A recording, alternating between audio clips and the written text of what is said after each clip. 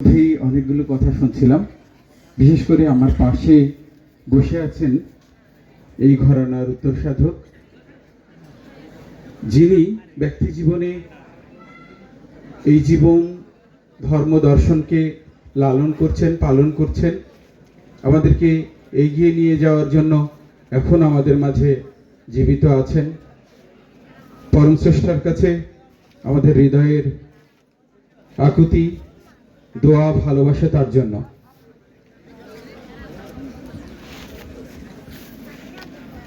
গত 17ই অক্টোবর ছিল মরমী সাধক লালন শাহের 134তম তিরোধান দিবস, আর আজ খন্দকার রফিউদ্দিনের 48তম ওফাত দিবস।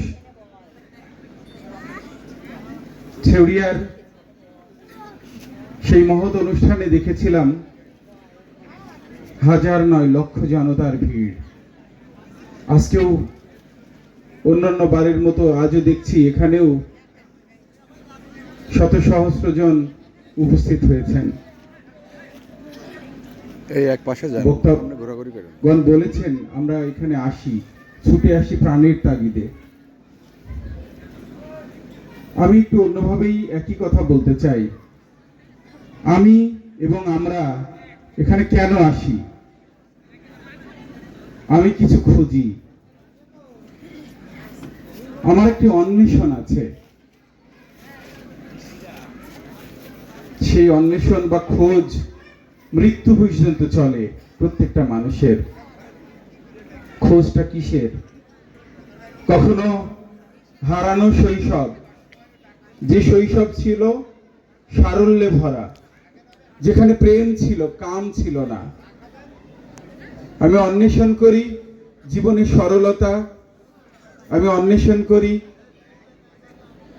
খুব সহজ জীবন, যে জীবনটা এই যৌবনের আগের সময় পর্যন্ত ছিল। আমি অন্বেষণ করি যেভাবে দিনে দিনে আমি আমার থেকে দূরে সরে গেছি, সেই দূরে না সরে গিয়ে যে জায়গাটায় ছিলাম সেই গোড়ায় যাওয়ার পথ খুঁজে বেড়াই। আমি আত্ম অন্বেষণ করি, আমি আমার আমিকে খুঁজি। আমার আমিকে খুঁজতে খুঁজতে আমি যা থেকে যাত তাতে পৌঁছতে চাই। এই অন্বেষণ প্রত্যেকটা ভক্ত হৃদয়ের মধ্যে আকুলি বিকুলি করে, যার ফলে আমরা এখানে আসি। এই পথটি কেমন, কিভাবে? এই পথটি আমরা মনে করি খুব রহস্যময়, খুব গোপন, খুব গভীর। কিন্তু সেই গোপন এবং গভীরে পৌঁছাবার জন্য যে স্তরে উপনীত হওয়া দরকার হয়, সেই জায়গাটাই আমরা অধিকাংশ জনই পৌঁছতে পারছি না। আমি এই স্যুটটাই পরে কিছুক্ষণ আগে এটি খুলে ফেলেছি। আমার আজকে বিশ্ববিদ্যালয়ে একটা অনুষ্ঠান ছিল, সেখানে আসতে হয়েছে। এইভাবে আসলে হয় না। আমি যা করছি, আমরা যা করছি, এইভাবে ঠিক হয় না। কিভাবে হয়? আত্ম অন্বেষণের পথ হলো আত্মজাগরণের মধ্য দিয়ে, আত্মপরিচয়ের মধ্য দিয়ে। আত্মপরিচয় মানে কি? আমার নাম ধাম, পিতা মাতা এই জানা, এই জানাটা নয়। এখানে গুরুজন আছেন, সাধক আছেন, তাদের উদ্দেশ্যে আমার বক্তব্য নয়। আমি খুব ক্লিয়ারলি এই কথা বলছি, এই বিষয়ে কথা বলার মতো অধিকার আমার নেই। কতটুকু আছে? আমি লালন এবং পাঞ্জুসাকে নিয়ে কিঞ্চিত পড়াশোনা এবং ভাবনার মধ্য দিয়ে যতটুকু উপলব্ধি করেছি, বিশেষ করে তুলনামূলক ধর্মতত্ত্ব, দর্শন এইগুলো চর্চা করতে গিয়ে আমার কিছু উপলব্ধি হয়েছে। তারই কিঞ্চিত দু একটি কথা এখানে বলা যায়। তাছাড়া যা কিনা গোপন, গুচ্ছ, গূঢ়, রহস্যময়, সেই বিষয়ে বলার জন্য এখানে আমি দাঁড়াইনি। আমার খুব সহজ কথা। আমার আত্মজাগরণ যখন শুরু হবে, আত্ম অন্বেষণ যখন শুরু হবে, তখন আমি আমার নিজের দিকে তাকাতে পারি যে এই আমি কি, কেমন। আমি অন্যের ছবি দেখার আগে আমার নিজের চেহারাটি কি আমার মুখস্থ হয়েছে? আয়নার সামনে ছাড়া আমি আমার নিজেকে কি দেখতে পাই? আমি যদি আমাকে দেখতে পাই তাহলেই দেখতে পাবো আমি এইভাবে ছিলাম না। আমি আজকে দিনে দিনে এই জায়গাটায় আছি। আমার চুল পাকছে, দাড়ি পাকছে, বুড়ো হচ্ছি। কেন হচ্ছে? চলে যাব, যাওয়ার সময় হবে। এই যে প্রথম আত্মজাগরণ, এর মধ্য দিয়ে একজন অন্বেষক শুরু করবে যে আমি কেবল কি একা, আমি কি একক, নাকি আমি সবকিছুর সাথে জুড়ে আছি। আপনি আমি আসলে বিচ্ছিন্ন। কিভাবে বিচ্ছিন্ন? এই গাছ থেকে, এই বাতাস থেকে, এই আগুন থেকে, এই মাটি থেকে, পানি থেকে, এই পশু পাখি, লতা, গাছপালা, মানুষ, সবকিছু থেকে আমি আমার নিজেকে ছেটে ফেলেছি, বিচ্ছিন্ন করে ফেলেছি। জীবের যে অস্তিত্ব তা এই সৃষ্টি জগতের সব কিছুর মধ্যে আছে। এই অনুভবে উপনীত হতে পারাটা একজন সাধকের জন্য প্রথম ধাপ অতিক্রম করা, আত্মজাগরণ এবং আত্ম অন্বেষণ, আত্মপরিচয়। এর জন্য গুরুর কাছে শুনে আমি দেখেছি এই ঘরানার মানুষের কাছে গেলে দু চারটা গানের কথা আর খুব গুঁড়ো, খুব গোপন কাম সাধনা, রতি সাধনা, যোগ সাধনা, এইগুলোই যেন সব। এটা আর বলা যাবে না, কেউ শিখতেও পারছে না। সাধারণ যারা এসছে আমার মতো করি, এই 1000 ফুট মাটির নিচে মিশতে মিশতে গেছে কত গু, মুখ, নানান কিছু, সেই পানি আমার গ্লাসে এসছে। অতএব এই পৃথিবীর সবকিছুর সাথে আমার একটা যোগ আছে, সম্পর্ক আছে। যে তাপ আমি পাই সূর্য থেকে, সে এমনি এমনি পাই না, ওই গাছটাও পাই। আমি যখন দেখি যে আমার জন্য কি চমৎকার মাঠে ফসল ফলছে, আমি ভাবি আহারে, তুমি তো আমার জন্য তৈরি হচ্ছ, তুমি তো আমাকে দান করার জন্য নিজেকে তৈরি করছো। ওই ধানের মধ্যে কেবল দুধ সঞ্চার হচ্ছে, তারপরে এক সময় আস্তে আস্তে ধান হচ্ছে, ফলটা গাছে ফুলছে আমার জন্য। যখন খাই তখন ভাবি আহা, এটা তুমি আমার জন্য। কিছুক্ষণ পরে ওই ফলটাই আমার দেহ হয়, ওই আমি, ওই ফল, এর মধ্যে পার্থক্য খুঁজে পাই না। এইভাবে ভাবতে ভাবতে আপনি এক সময় চিন্তা করতে পারবেন যে এই জগতে কোনো কিছুর মধ্যে আর ফারাক নেই। এই ফারাক যদি না থাকে তাহলে ভেদ তৈরি করেছি সামাজিকভাবে, সাহিত্যিকভাবে, ধর্মীয়ভাবে, সাম্প্রদায়িকভাবে, দার্শনিকভাবে সমাজে নানা স্তর করে ফেলেছি। এই স্তরের তো কোনো প্রয়োজন ছিল না। ওই বোধে একত্রে যখন আমরা উপনীত হতে পারি তখন আর ফারাক থাকে না, বিভেদ থাকে না, কেউ কারোর মাথায় বাড়ি দিতে চায় না। এইটুকু জানার জন্য, এইটুকু উপলব্ধি করার জন্য কাম সাধনার কি খুব জরুরি? এটার জন্য আপনার আমার বোধ প্রথম জরুরি, যেটা একটা সামাজিকভাবে একটা স্থিরতা দেবে, পরস্পরের মধ্যে একটা সুস্থির সম্পর্ক এনে দেবে। আমি যার ফলে অনুরোধ রাখতে চাই যে সংস্কারের বশে আপনি আমি এই ধর্মপথকে গুড়ো, গুপ্ত, গোপন করে ফেলেছি।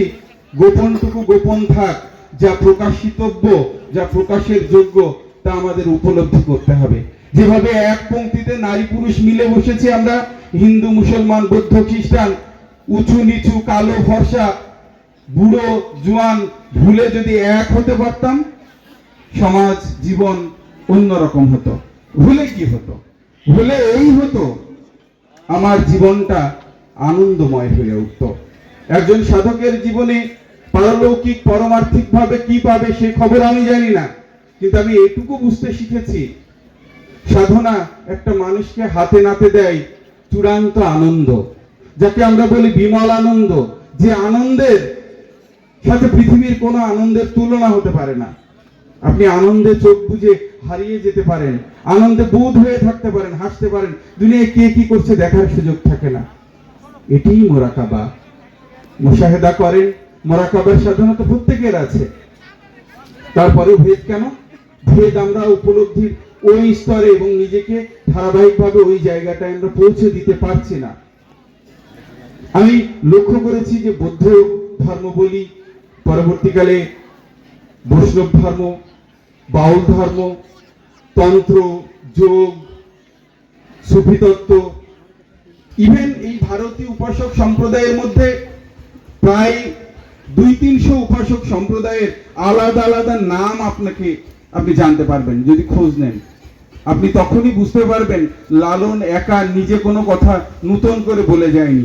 অধিকাংশের ধারণা লালন বুঝি এই মাত্র এই 200-250 বছরে আগে এসে সব কথা বলে গেছে। না, ভুল।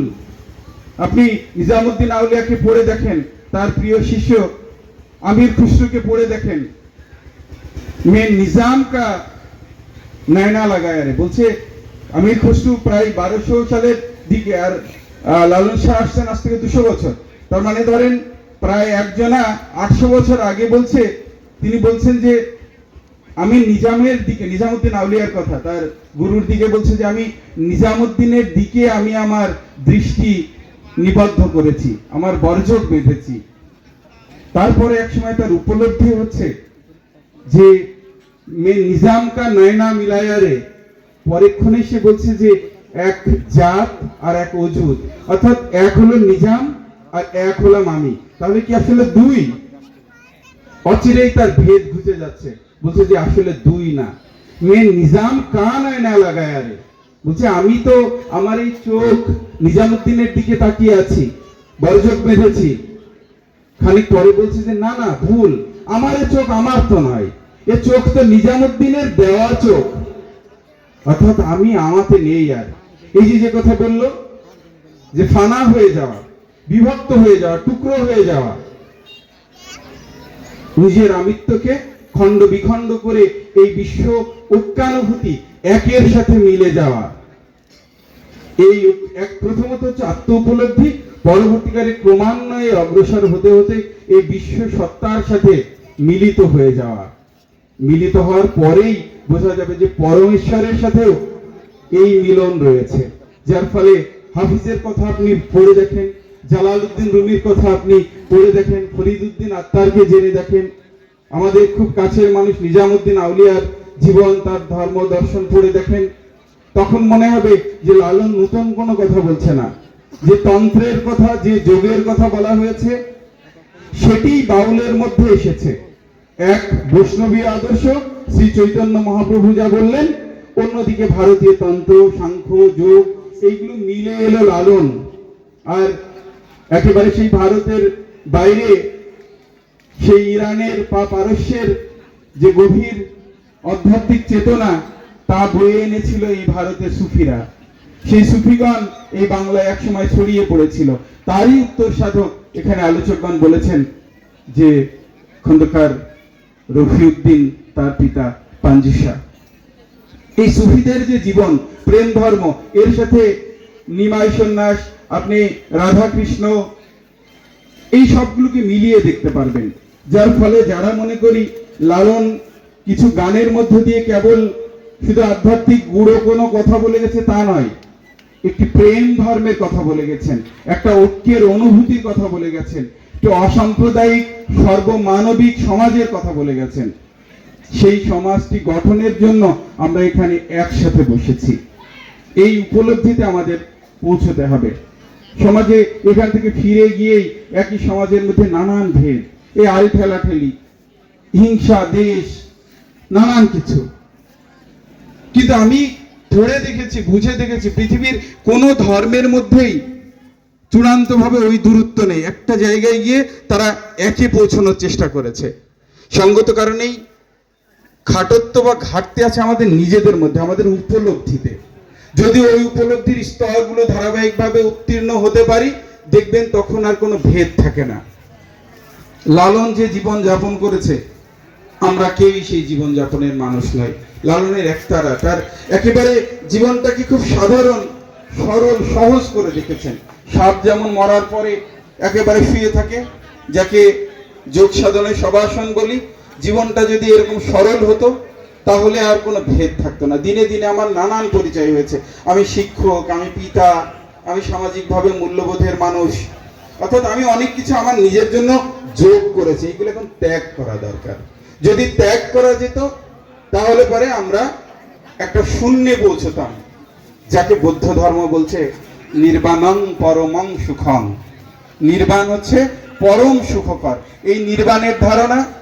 আর এই ইড়াপিঙ্গলা বয়ে সুষমনা পথ দিয়ে ষষ্ঠ চক্র ভেদ করে একজন সাধক যখন সহস্রারে পৌঁছবে, সেই মিলনের কথা একই কথা।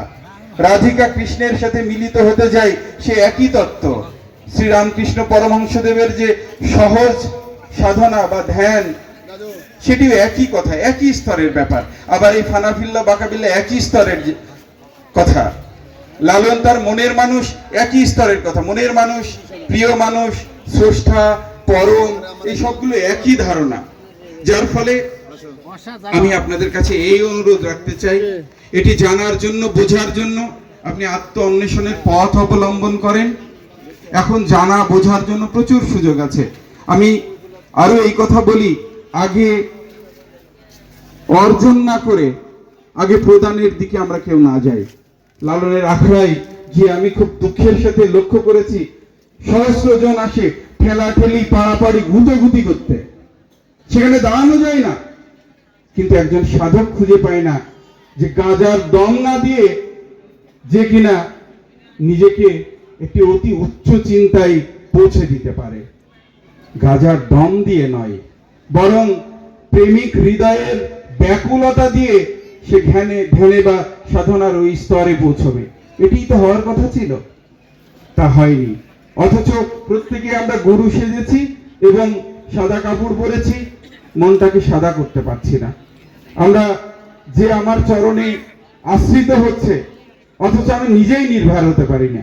গুরুর চরণে তো ভক্ত তার সকল চাওয়া পাওয়া, ইচ্ছা শক্তিকে অর্পণ করে।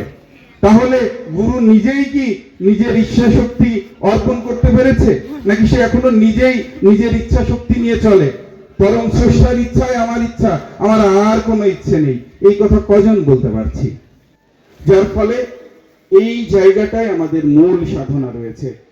আমার মনের মধ্যে যে আমিত্ব রয়েছে, আমিই করি, আমিই খাই, আমিই দেখি, এটি আমার, এই বোধ ত্যাগ করে শূন্য হওয়াটাই হলো একজন সাধকের সাধনা। সেই সাধনায় আপনারা যারা নিযুক্ত আছেন, যারা একটু একটু করে, সবাই পারছি তা বলবো না, কিন্তু অনেকেই পারছে, একটু একটু করে এগোচ্ছে। এ জন্মে না হোক আরেক জন্মে, 84 লক্ষ জনি ভ্রমণ, তারপর মানব জন্ম, এই জন্মে যদি না হয় আরেকবার পূর্বের স্বীকৃতি নিয়ে চেষ্টা করা। এর মধ্য দিয়ে যদি এগিয়ে যাওয়া যায়, যত দূর এগোনো যায়, আরেকটু এগিয়ে যাওয়া গেল। এইভাবেই মুক্তি, এইভাবেই আছে আমার জীবনের এই ধর্মের বা আশ্রয়। আজকে যে উদ্দেশ্য নিয়ে এখানে আসা, আমার মেরাজ যেন ঘটে, এই আশা নিয়ে আমাদের থাকতে হবে। আমার আত্মদর্শন যেন আমার ঘটে, আমি যেন আমার মধ্যে সেই পরমের উপস্থিতি লক্ষ্য করি। আমি যেন জালালউদ্দিন রুমির মতো ভাবতে পারি যে শামস তাবরিজি আর জালালউদ্দিন রুমি আলাদা কেউ নয়। ওই জায়গাটিতে পৌঁছানোর চেষ্টা। আমি অতি ক্ষুদ্র মানুষ, অনেক জ্ঞানের কথা বললাম, অনেক ভারী কথা, আমি মার্জনা চাই, ক্ষমা চাই। এটি বলার ধৃষ্টতা আমার নেই, কারণ কর্মের পথে আমি ওই জায়গাটিতে পৌঁছতে পারিনি। কিন্তু এটুকু বলি যে এই উপলব্ধিটি আমি করতে একটু একটু শিখেছি। আপনারা এইভাবেই এগোন, আমার মতো করেই এগোন। যারা এগিয়ে গেছেন আরো আমার থেকে অনেক দূরে, তাদের জন্য আমার কথা নয়। যারা আমার মতো করে চলছেন অথবা আগামীতে চলতে চাইবেন, তাদের জন্য আমার এই কথা। আত্মজাগরণ, আত্ম উপলব্ধি, আত্মপ্রেম, ব্যক্তিপ্রেম, বিশ্বপ্রেম, তার মধ্য দিয়ে পরম প্রেম। এই পরম প্রেমে আমরা একদিন পৌঁছবো, এই আশাবাদ ব্যক্ত করি। প্রতি বছর এখানে আসি, আপনাদেরকে বিরক্ত করি, আপনাদেরকে কথা এই ধরনের শোনাই, কিন্তু এই কথা বলার অধিকারী মূলত আপনারাই। আপনারাই ব্যক্তি জীবনে চর্চা করেন। শেষে আর একটা কথা বলেই শেষ করি, যে লালনের গান হচ্ছে লালনের জীবনের চূড়ান্ত দর্শন এবং ধর্ম সাধনার বহিঃপ্রকাশ। পাঞ্জু সাহেবের গান তার ধর্মবোধ এবং জীবন সাধনার মূল বহিঃপ্রকাশ। এইগুলোকে বেশি বেশি করে পড়েন, ব্যাখ্যা করেন, বিশ্লেষণ করেন। সামাজিক এই সংস্কারকে, এর প্রয়োজন আছে, সাধু সমাজে কিছু সংস্কার আছে, তা নিয়ে থাকা দরকার নেই, বরং এই জায়গাটায় আপনারা আপনাদের দৃষ্টি দেন পড়াশোনার মধ্য দিয়ে। না হলে অন্তত ভাবনার মধ্য দিয়ে যে এই গানটা কি বললো, কেন বললো, কিভাবে বললো। তাছাড়া শুধু এর এই ব্যাপার আছে, ওর মধ্যে এইটা আছে, ওকে ঠেকি করো, ওকে এই করো, এইগুলো সাধু সমাজেও এই ধরনের নানান ওই ধর্মের ভাষা বলে বেদাত ঢুকে আছে। আমি দেখেছি যার কিনা কথা বলার উদ্দেশ্য মানে সুযোগই নেই, সে একজনে দেখি সূরা ফাতিহার ব্যাখ্যা করছে। সূরা ফাতিহা তো এটা আরবি ভাষায়, আরবি যদি আমি না জানি তার অর্থ, আমি তো ব্যাখ্যা করতে পারবো না। ভুল ব্যাখ্যা করে সমাজে বিশৃঙ্খলা তৈরি করছি। কোরআনের ব্যাখ্যা যদি আমি না বুঝি, হ্যাঁ তার একটি আধ্যাত্মিক দিক আছে, সেটি নিয়ে যদি আপনি বোঝেন বলেন, অসুবিধা নাই। কিন্তু আরবিকে যদি বাংলা কায়দায় যদি বলি যে আলম তারা কাইবা ফালা, সে আলেমকে তারেক আর তার কালেমে ফালামার, এটা হলো আমাদের অনেকের আখড়া যেটা গল্পের কথা। এই দিকে দয়া করে আপনারা কেউ যাবেন না। এই ধর্ম দর্শনের একটি খুব গভীর ভিত্তি আছে। এই পাঞ্জু শাহের গানের, লালনের গানের গভীর ভিত্তি আছে। এটা হুট করে আসে নাই যে কেউ বলে দিল আর এটার কোনো ভিত্তি নেই, না। এটা হাজার হাজার বছর ধরে একেবারে সেমেটিক ধর্ম যখন থেকে শুরু হয়েছে, জরথুস্ট্রিয়ান ধর্ম থেকে সেমেটিক এবং হেমেটিক এই দুই ভাগে ভাগ হয়ে আস্তে আস্তে এর সবকিছু আপনি খুঁজে পাবেন।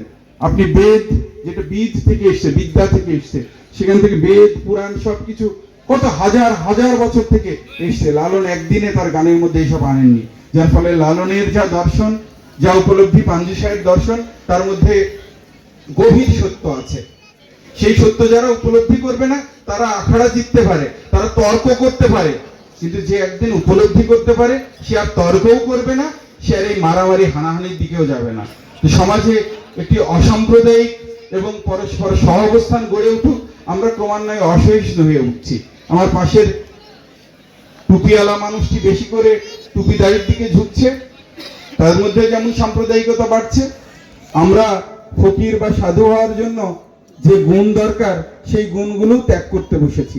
আমিও সহিষ্ণু আর হতে থাকতে পারি না, যার ফলে আজকে আখড়া ভাঙা হচ্ছে, মাথায় বাড়ি দেওয়া হচ্ছে। এই জায়গাগুলো থেকে যদি আমরা রক্ষা পেতে চাই, তাহলে একটা প্রেম এবং প্রীতিপূর্ণ, পরস্পরের প্রতি শ্রদ্ধাপূর্ণ একটা সম্পর্ক আমাদের এই সমাজের মধ্যে যদি গড়ে উঠতে পারে। এই কাজটি খুব কঠিনভাবে, গভীরভাবে করেছিলেন খন্দকার রফিউদ্দিন। আমি তার সম্বন্ধে যতটুকু পড়েছি, জেনেছি, এই মানে লালন এবং পাঞ্জোত্তর কালে ফকিরদের উপরে যে ধরনের অত্যাচার অনাচার হয়েছে, যে ধরনের অসুবিধা তৈরি হয়েছিল সাধুদের মধ্যে, একে তার হিম্মত দিয়ে, তার পড়াশোনা দিয়ে, জ্ঞান দিয়ে তিনি এগুলোর মোকাবেলা করতে পেরেছিলেন। ওই মোকাবেলা আপনি আমি তখনই করতে পারবো যদি আমি আমার উপলব্ধির জায়গাটিকে একটি খুব শক্ত জায়গায় নিয়ে আসতে পারি। তা না হলে আপনি মোকাবেলা করতে পারবেন না। তর্ক, কুটতর্ক সেই করে যে গভীর জ্ঞানে জ্ঞানী নয়। আপনার সাথে কেউ তর্ক করতে আসলে আপনি কেন তর্ক করবেন? আপনি তার সাথে সাধুত্ব চরিত্র তাই নয় জন্যের সাথে বিতর্কে জড়ানো, সে আত্ম উপলব্ধি। এই মাইকের কথা কেন ওই মাঠের ওই পাশ পর্যন্ত যাবে? আমি যেতে যাক, আমি এটা চাই না। আমি চাই আমার আলোচনাটি এইটুকুর মধ্যে থাকবে, যে আমার আলোচনা বুঝবে তার মধ্যে। গুরু শিষ্যের পরম্পরাগত কথা কেন সারা দুনিয়ার মানুষকে আমি শোনাবো? কিন্তু আজকে ফেসবুকের কল্যাণে, এই ইউটিউবের কল্যাণে আমার কথা আমি জানি বুঝি নাই জানি, আমি আজকে একটা বয়ান দিয়ে দিচ্ছি যে এই গৌণ ধর্ম বা এই সাধন তত্ত্ব হলে এটা নিয়ে সমাজে বিশৃঙ্খলা তৈরি হচ্ছে। তো আমরা এইসব ব্যাপারগুলো খেয়াল রাখবো। আর অনেকখানি সময় নিয়ে ফেললাম, আমি আবারও মার্জনা চাই, ক্ষমা চাই। আমাকে আমার কথা ধৈর্য ধরে আপনারা শুনেছেন। আমরা যেন একটু একটু করে এগোতে পারি। আপনারা সবাই এখানে আছেন, আমার জন্য এই আশীর্বাদ করবেন, এই দোয়া করবেন যেন আমি এই পথে একটু একটু করে উপলব্ধি করতে পারি। আপনাদের সকলের কল্যাণ হোক, মঙ্গল হোক। আজকে যে উদ্দেশ্যে এখানে এসেছেন, যাদের স্মরণে আমরা কথা বললাম, তাদের আত্মার মাগফিরাত কামনা করি। তারা আমাদের উপরে থেকেও আশীর্বাদে, মঙ্গলে আমাদের পথ দেখাক, এই কামনা করে আমি আমার কথা শেষ করছি। জয় গুরু।